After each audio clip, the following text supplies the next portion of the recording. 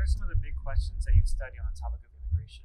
Yeah, so I am very interested in understanding the process by which Latino immigrants and descendants of Latino immigrants in the United States become politically incorporated into society, both as sort of everyday individuals, but also as political elites. And why are these questions important to you? Yeah, so they're very important to me because, as we know, migration is an intrinsic part of society, and immigrants, Latino immigrants, and Latinos in the U.S. encompass the largest ethno-racial minority group.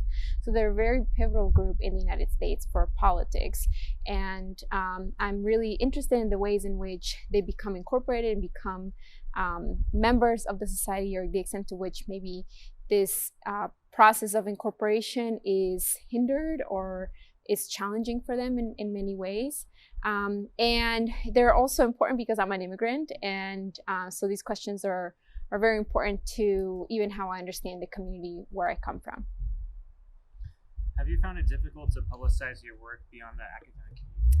Yeah, I would say that I have, primarily I think because it is sometimes very hard to translate the findings and the implications from my research for a much more general audience, or even an audience that might be interested in the work that we do, but that oftentimes can't find like the work that we do accessible. And so what I mean by that, oftentimes journals are gated, and so they have a hard time accessing the journals, but sometimes trying to think about the implications of our work is difficult. And I'm excited, and this is definitely work that I want to do in the future, thinking about how we can build better partnerships between practitioners, policymakers, and stronger connections between academics who work on migration, so that we can work together to disseminate our findings and the implications of our findings to them.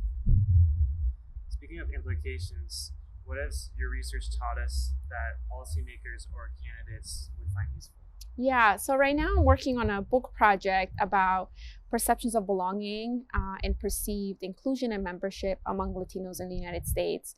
And one of the interesting takeaways from that work is that messaging and cues that Latinos in the United States get from politicians and elites really impact the ways in which they perceive themselves as members of the society.